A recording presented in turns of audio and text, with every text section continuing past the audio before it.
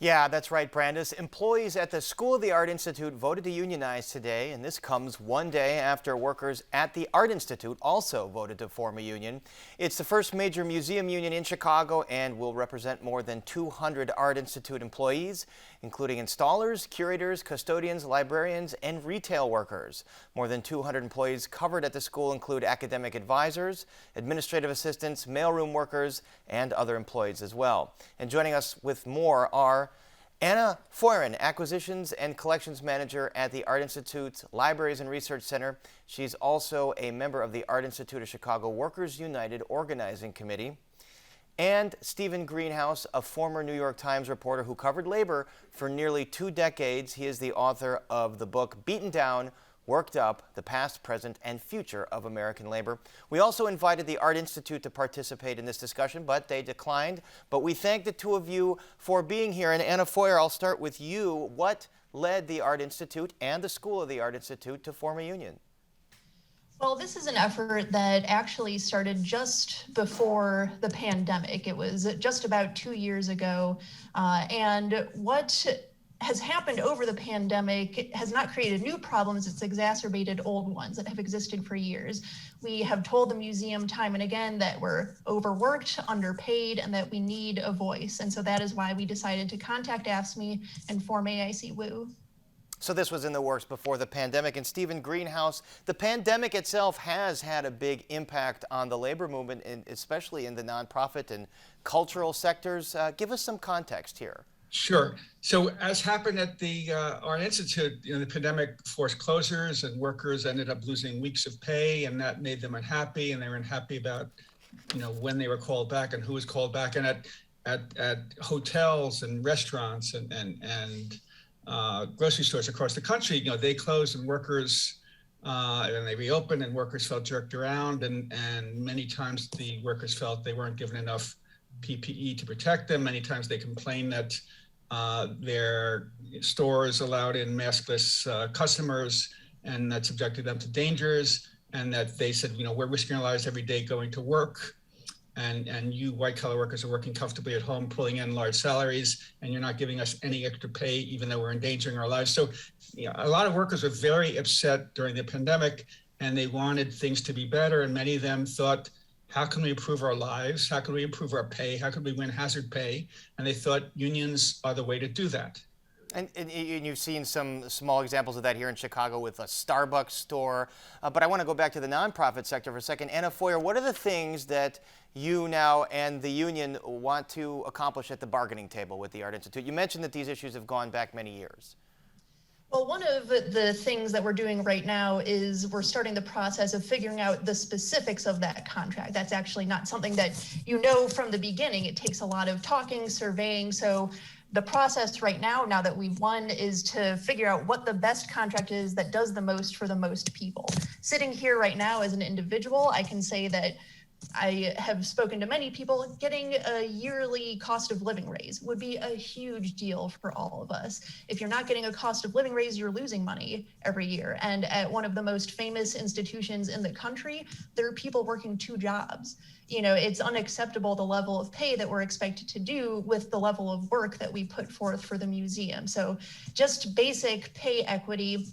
It not only erases class divides, it helps erase racism divides that exist in our institution. So a baseline, more equitable pay system would be a huge deal for us. And on top of that, just having a voice. One of the main things that I've heard now that both the school and the museum have accomplished these victories is they'll finally have to listen to us. It's been incredibly frustrating feeling like you're working at the whims of people who don't know what you do and frankly don't care how the decisions they make affect you. And Stephen, you were talking about a lot of the issues facing workers like at grocery stores that have essential jobs looking for hazard pay and PPE. But what about the cultural institutions and the nonprofit institutions? Why is labor all of a sudden more resurgent in these institutions? So, there's this huge wave of unionization across the country at museums. Over the past year, the Whitney Museum, the Guggenheim in New York unionized, the Philadelphia Museum of Art unionized, the Boston Museum of Fine Arts unionized, the Milwaukee Museum of Art unionized, the Los Angeles Museum of Contemporary Art unionized. So there's a wave, and clearly a lot of museum workers thought, hey, we live in these expensive cities. We're not paid that much. And I think part of it is that there's a thought that you have these privileged, cushy jobs doing what you love, so we don't have to pay you very much. And then the pandemic came and that squeezed people in many ways. I think people thought all the more, hey, we need a union to help raise our salaries so we could afford the expensive rents in our city, so we could afford to pay back student debt. And it's not just in museums. White collar workers in many fields across the country, are unionizing.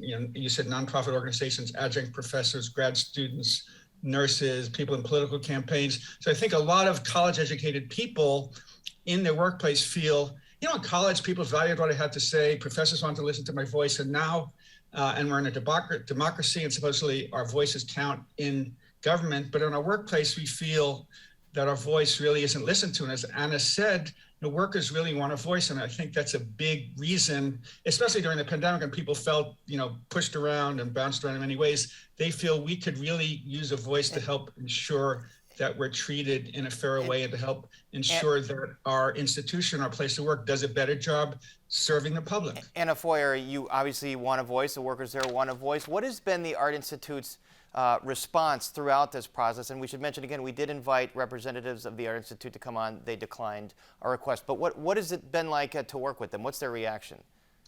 They ran an anti-union campaign against us, which was incredibly disappointing, if not surprising. The boss is the boss, no matter where you go. And at liberal institutions, they're no different. Look at how the New York Times has reacted to their workers unionizing. They're running an anti-union campaign there, too.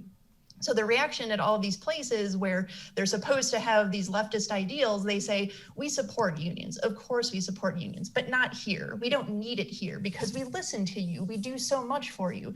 And it's just not true. You can tell us that as much as you want, but our lived experience doesn't lie. We know what we need and we know how to get it, which is to form a union. And that's why so many of the museums that were mentioned just now, we've been in contact with them. We talk to people at the PMA, the Walker, and we hope that we inspire other cultural institutions in Chicago to follow our footsteps. It can happen. You can have a voice. You can improve your workplace, but this is what it takes because it won't be given to you voluntarily. And Stephen Greenhouse, we only have a few seconds left, but put this in context. In terms of the labor movement, we are seeing a resurgence, but is it to the level of the glory days of the labor movement decades and decades ago? Good question. We are seeing an uptick, an upsurge in labor activism. We've seen series of strikes at some famous companies like Kellogg's and Nabisco. We've seen unionization efforts at Amazon, unsuccessful in Starbucks, very, very successful. Now that's spreading to Chicago, Cleveland, and other cities. Yet, only 1 in 10 Americans are in unions right now. That's down from 1 in 3 during the 1950s. But, 1 in 2 Americans say that they would want to join a union if they could, yet only 1 in 10 are. So I think, a big problem is that people want to join a union, but companies, managements, as Anna said at the Art Institute, fight very, very hard to prevent people from forming a union even when they want to. So there's an uptick, there's more idealism about young people to form unions, and that's one of the reasons we've seen this unionization at the Art Institute and the school at the Art Institute. All right, well, we'll follow these movements as they progress in the coming weeks, months, and years. And our thanks to Anna Foyer and Stephen Greenhouse. Thanks for joining us. Thank you so much. Nice to be here. Thank you.